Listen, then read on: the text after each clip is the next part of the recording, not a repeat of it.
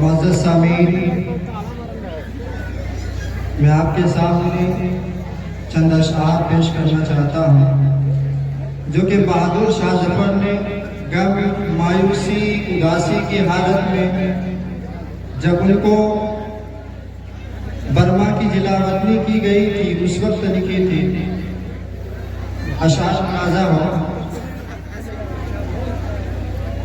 लगता नहीं है दिल मेरा उजड़े दयार में, लगता नहीं है दिल मेरा उजड़े दयार में। किसकी बनी है आलमना पायदार में।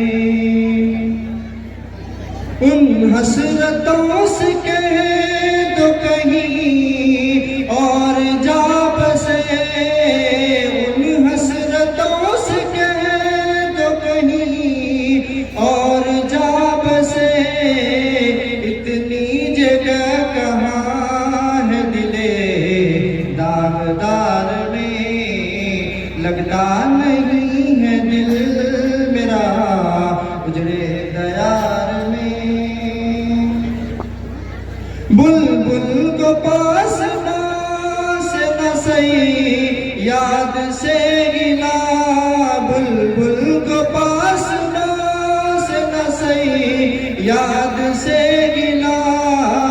कांटे बिछा दिए हैं दिले लालजार में, लगता नहीं है दिल मेरा उजड़े दयार में। बस आखिरी मिसरा सुना तो।